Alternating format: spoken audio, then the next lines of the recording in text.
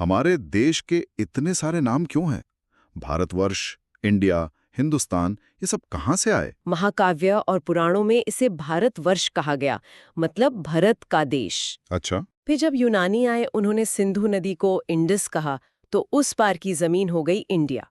और सदियों बाद मध्यकालीन मुस्लिम इतिहासकारों ने इसे हिंदुस्तान कहा। हम इतिहास को 3 अलग-अलग खिड़कियों से देखेंगे। पहली, धर्म ग्रंथ जो हमें विश्वास और समाज के बारे में बताते हैं। दूसरी, ऐतिहासिक ग्रंथ जो सीधे सीधे राजनीति और शासन की बात करते हैं। और तीसरी, जो शायद सबसे दिलचस्प खिड़की है, विदेशियों के विवरण। धर्म ग्रंथ, जब ये शब्द आता है तो दिमाग में सबसे पहले वेद आते हैं। जी हाँ। लेकिन ये सिर्फ एक किताब तो है नहीं, है ना? हमारे नोट्स बताते हैं कि 4 वेद हैं: ऋग्वेद, सामवेद, यजुर्वेद और अथर्ववेद। हाँ, सबसे पहले ऋग्वेद को लेते हैं, जो सबसे पुराना है। इसमें देवताओं की स्तुति में रची गई कविताएं या ऋचाएं हैं, लेकिन इन प्रार्थनाओं के बीच हमें उस समय के आर्यों के पॉलिटिकल सिस्टम और समाज की झलकियां मिलती हैं। अच्छा, जैसे कि वो प्रसिद्ध गायत्री मंत्र। हाँ, वो तो ऋग्वेद में ही है ना? हाँ बिल्कुल। विश्वामित्र द्वारा रचे गए तीसरे मंडल में सूर्य देवता सावित्री को समर्पित गायत्री मंत्र है। 9वां मंडल सोम देवता के बारे में है। लेकिन एक इतिहासकार की नजर से देखें तो सबसे चौंकाने वाली बात 10वें मंडल में मिलती है। यहीं पर पहली बार चातुर्वर्ण समाज का जिक्र आता है। ओह, मतलब वो ब्राह्मण, क्षत्रिय, वैश्य और शूद्र वाला सिस्टम। इसकी शुरुआत का पहला लिखित सबूत ऋग्वेद में है। हाँ, पुरुष सूक्त में इसका एक प्रतीकात्मक उल्लेख है, जिसने आगे चलकर भारतीय समाज की संरचना पर बहुत गहरा असर डाला। अच्छा, अगर ऋग्वेद प्रार्थनाओं का संग्रह है तो फिर बाकी वेदों की जरूरत क्यों पड़ी? क्या बात है, आपने बिल्कुल नब्ज पकड़ ली। बदलाव ही हो रहा था। सामवेद इसका सबसे बड़ा उदाहरण है। इसमें ज्यादातर ऋचाएं ऋग्वेद से ही ली गई हैं, लेकिन उन्हें संगीतबद्ध कर दिया गया है। इसे भारतीय संगीत का जनक भी कहते हैं। तो हाँ, प्रार्थना अब सिर्फ बोली नहीं जा रही थी, उसे गाया भी जा रहा था। कर्मकांड और संगीतमय हो रहे थे। और यजुर्वेद? यजुर्वेद एक तरह की रूल बुक है। इसमें यज्ञों से जुड़े नियम और कर्मकांडों की विधि बताई गई है। और इसकी खासियत यह है कि ये गद्य और पद्य दोनों में है, जो इसे बाकी वेदों से अलग बनाता है। तो हमारे पास प्रार्थनाएं हो गईं, उनका संगीत हो गया और उन्हें करने के नियम भी हो गए। फिर ये चौथा वेद, अथर्ववेद, कहाँ से आया? ये तो काफी अलग लगता है। अथर्ववेद इन सब से बहुत अलग और जमीन से जुड़ा हुआ है। ये सबसे बाद में रचा गया है। जहां बाकी वेद देवताओं और यज्ञों पर केंद्रित हैं, वहीं अथर्ववेद आम इंसान की जिंदगी की बात करता है। इसमें रोग दूर करने के मंत्र हैं, जादू टोना है, शादी ब्याह के गीत हैं, विश्वास और अंधविश्वास हैं। ये उस समय के लोक जीवन का आईना है। मतलब ये उस समय के फोक कल्चर का एक रिकॉर्ड है। लेकिन इसमें कुछ सामाजिक टिप्पणियां भी हैं जो आज थोड़ी अजीब लगती हैं, जैसे कि कन्याओं की जन्म की निंदा। हाँ, और ये हमें उस समाज के विरोधाभासों को दिखाता है। एक तरफ अथर्ववेद में सभा और समिति, जो उस समय की राजनीतिक संस्थाएं थीं, उन्हें प्रजापति की 2 बेटियों की तरह महत्वपूर्ण बताया गया है। लेकिन दूसरी तरफ उसी ग्रंथ में बेटियों के जन्म की निंदा भी की गई है। शतपथ ब्राह्मण में स्त्री को पुरुष की अर्धांगिनी कहा गया है, और लेकिन मैत्रेयणी संहिता में उसे जुएं और शराब के साथ पुरुष का तीसरा मुख्य दोष बता दिया गया। वेदों के अलावा पुराण भी तो हैं। पुराण, जिनकी संख्या 18 है, भारतीय ऐतिहासिक कथाओं का सबसे व्यवस्थित ब्यौरा देते हैं, खासकर राजाओं की वंशावलियों का। अच्छा, तो ये सिर्फ पौराणिक कथाएं नहीं थी, बल्कि ये एक तरह के राजनीतिक दस्तावेज भी थे। बिल्कुल। इसका सबसे अच्छा उदाहरण है कि अलग-अलग पुराण अलग-अलग राजवंशों से जुड़े हैं। जैसे मत्स्य पुराण, जो सबसे पुराना है, वो आंध्र सातवाहन वंश के बारे में बताता है। विष्णु पुराण से हमें मौर्यों की जानकारी मिलती है, और वायु पुराण गुप्त वंश का जिक्र करता है। अरे वाह! इसी तरह बौद्ध और जैन साहित्य भी हमें एक अलग नजरिया देते हैं।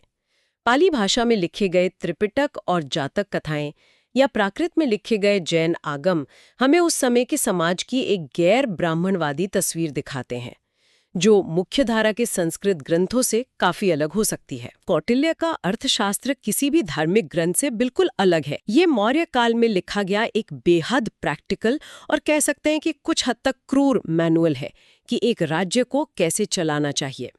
इसमें धर्म या नैतिकता की बातें कम हैं और जासूसी कैसे करें, खजाना कैसे भरें और दुश्मनों को कैसे खत्म करें, इस पर ज्यादा ध्यान दिया गया है।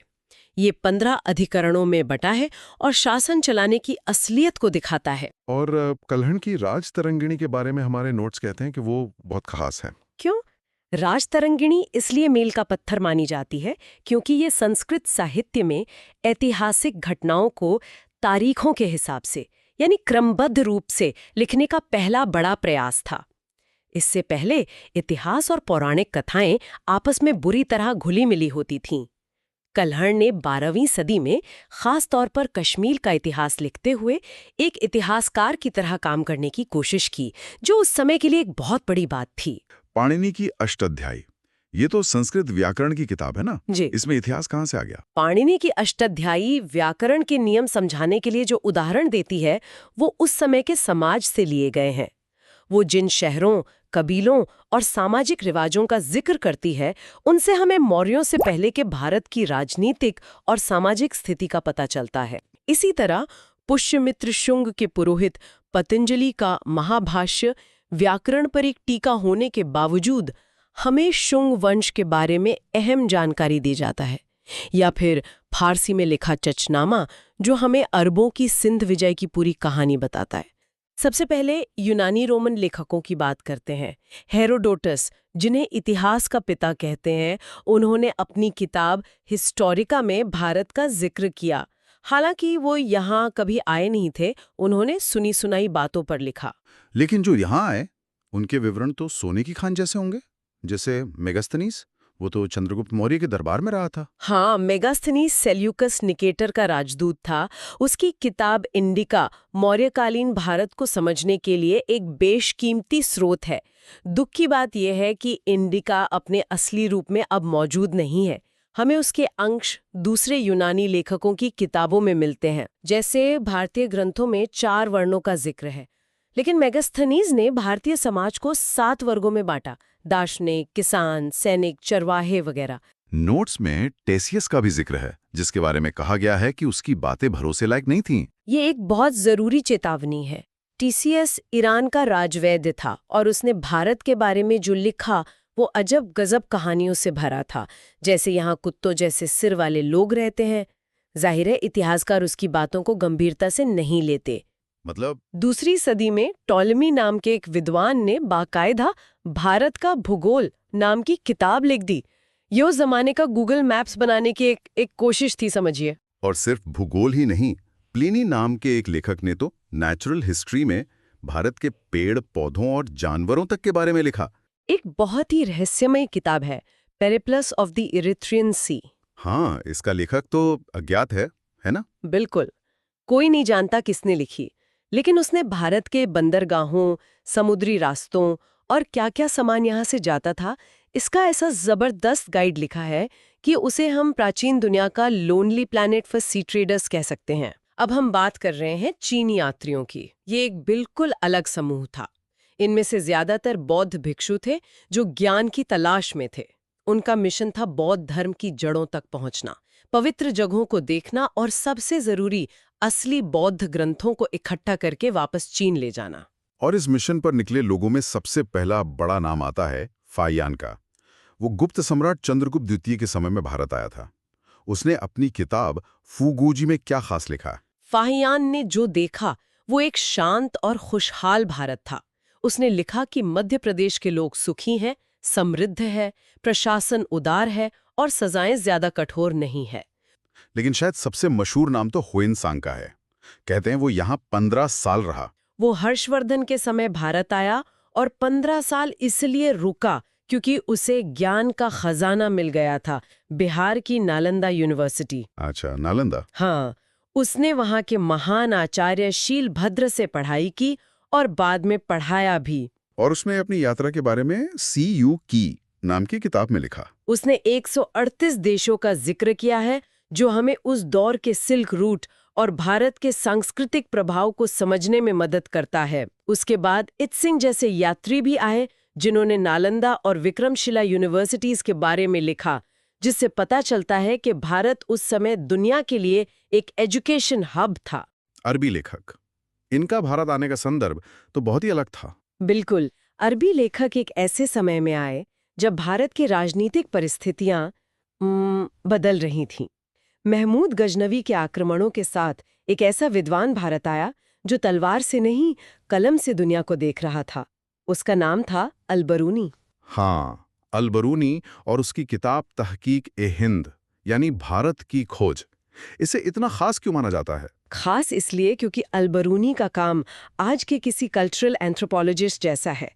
वो सिर्फ ये नहीं बताता कि भारतीय क्या मानते हैं, बल्कि ये समझने की कोशिश करता है कि वो ऐसा क्यों मानते हैं। अच्छा, वो क्यों पर फोकस करता था? हाँ, वो सिर्फ त्योहारों की लिस्ट नहीं बनाता, वो ज्योतिष और खगोल विज्ञान के पीछे के गणित को समझने की कोशिश करता है।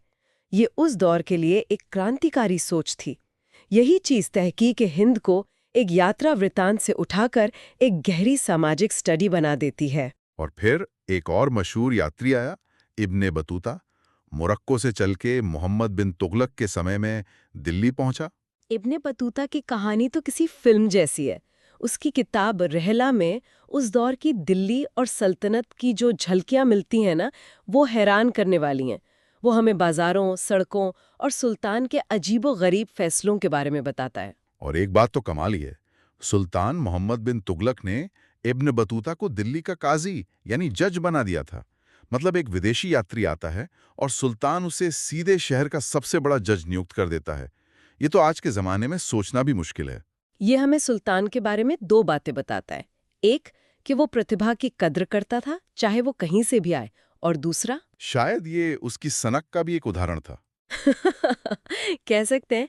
लेकिन इससे ये जरूर पता चलता है कि उस दौर में दुनिया कितनी जुड़ी हुई थी कि एक मोरक्कन विद्वान दिल्ली में न्याय कर रहा था। तो हमने यात्रियों की कहानियां सुन ली। अब हम बात करेंगे उन सबूतों की जिन्हें झुटलाया नहीं जा सकता, क्योंकि वो पत्थर पर लिखे हैं, यानी अभिलेख। इनके अध्ययन को एपिग्राफी कहते हैं। ये उस दौर के ऑफिशियल रिकॉर्ड हैं। तो कुछ ऐसे ऑफिशियल रिकॉर्ड के उदाहरण दीजिए जिनसे हमारी समझ बदल जाती है। सबसे पहले कलिंग के राजा खारवेल का हाथी गुम्फा अभिलेख। इसकी खास बात यह है कि इसमें पहली बार भारतवर्ष शब्द का जिक्र मिलता है, एक भौगोलिक इकाई के तौर पर। पूरे देश के लिए एक नाम। हाँ, इसी तरह स्कंदगुप्त का भितरी अभिलेख हमें सीधे सीधे बताता है कि भारत पर हूणों का भयानक आक्रमण हुआ था। ये किसी यात्री की कहानी नहीं, राजा का अपना बयान है। और क्या ये पत्थर सिर्फ युद्ध और राजनीति की ही बातें करते हैं? नहीं नहीं, ये समाज के बारे में भी बताते हैं। जैसे भानुगुप्त का एरण अभिलेख, जो हमें सती प्रथा के पहले लिखित सबूत तक ले जाता है। लेकिन सबसे हैरान करने वाला सबूत मिलता है विदिशा के पास। वहां एक गरुड़ स्तंभ है, जिसे होलियोडोरस नाम के एक यूनानी राजदूत ने बनवाया था। एक सेकंड, एक यूनानी राजदूत ने हिंदू देवता गरुड़ के सम्मान में स्तंभ बनवाया। ये तो बहुत बड़ी बात है। हाँ, ये सिर्फ एक पत्थर का खंभा नहीं है, ये दो संस्कृतियों के संगम का जीता जागता सबूत है। सोचिए जरा, एक यूनानी जो हजारों मील दूर से आया है, वो यहाँ के भागवत धर्म से इतना प्रभावित होता है कि वो उसके सम्मान में एक स्तंभ बनवाता है। इन अभिलेखों के बाद आते हैं सिक्के, छोटे छोटे धातु के टुकड़े। ये क्या कहानी कहते हैं? ये सिक्के उस दौर का क्रेडिट कार्ड स्टेटमेंट है। जहां जहां ये मिले, समझ लीजिए वहां वहां ट्रेड हो रहा था। भारत के सबसे पुराने सिक्के पंचमार्क कहलाते थे, जिन पर सिर्फ निशान होते थे, लिखा कुछ नहीं होता था। सिक्कों पर लिखने का चलन यूनानी शासकों ने शुरू किया, जिससे हमें राजाओं के नाम और समय का पता चलने लगा। और ये सिक्के सिर्फ व्यापार ही नहीं, राजा के शौक के बारे में भी कुछ बताते होंगे। बिल्कुल। जब हमें समुद्रगुप्त का एक ऐसा सिक्का मिलता है जिस पर वो वीणा बजा रहा है, तो ये इस बात का पक्का सबूत बन जाता है कि वो सिर्फ एक महान विजेता ही नहीं, बल्कि एक संगीत प्रेमी भी था। ये एक छोटा सा सिक्का उस सम्राट को एक मानवीय चेहरा दे देता है। और व्यापार की बात करें तो अरिकमेडू से जो रोमन सिक्के मिले हैं। हाँ, पुदुचेरी के पास अरिकमेडू, वहां से मिले रोमन सिक्के इस बात का ठोस जमीनी सबूत है कि रोम के साथ भारत के व्यापारिक संबंध कितने घनिष्ठ थे। ये पेरिप्लस जैसी किताबों की बातों को सच साबित करते हैं। इतिहास को लेख